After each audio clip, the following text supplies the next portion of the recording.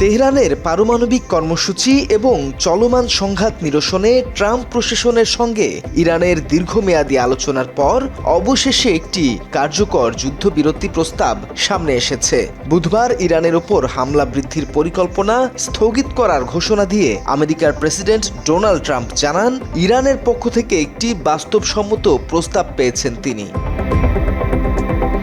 ইরানের রাষ্ট্রীয় সংবাদ মাধ্যমের প্রতিবেদন অনুযায়ী যুদ্ধের অবসান ঘটাতে একটি 10 দফা শান্তি পরিকল্পনা পেশ করেছে তেহরান, যা পাকিস্তানি মধ্যস্থতাকারীদের মাধ্যমে আমেরিকার কাছে পৌঁছানো হয়। এই 10 দফার মধ্যে প্রধান শর্তগুলো হলো ইরানের ওপর থেকে সব ধরনের প্রাথমিক ও মাধ্যমিক নিষেধাজ্ঞা প্রত্যাহার করা, হরমুজ প্রণালীর ওপর ইরানের একক নিয়ন্ত্রণ বজায় রাখা এবং মধ্যপ্রাচ্য থেকে সব আমেরিকার সেনা প্রত্যাহার করা।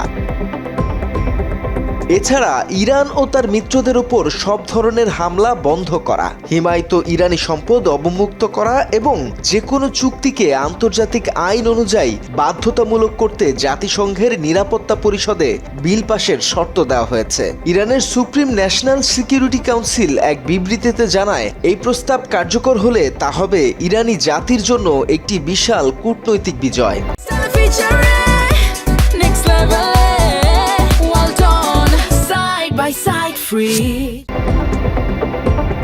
এই 10 দফার মধ্যে হরমুজ প্রণালীর নিয়ন্ত্রণ পাওয়ার বিষয়টি নিয়ে আন্তর্জাতিক মহলে সৃষ্টি হয়েছে ব্যাপক উদ্বেগ ও বিতর্কের। বর্তমানে 5 সপ্তাহ ধরে চলা এই যুদ্ধের কারণে বিশ্বের মোট জ্বালানি তেলের 1/5 পরিবহনের গুরুত্বপূর্ণ এই রুটটি কার্যকর অবরুদ্ধ হয়ে আছে।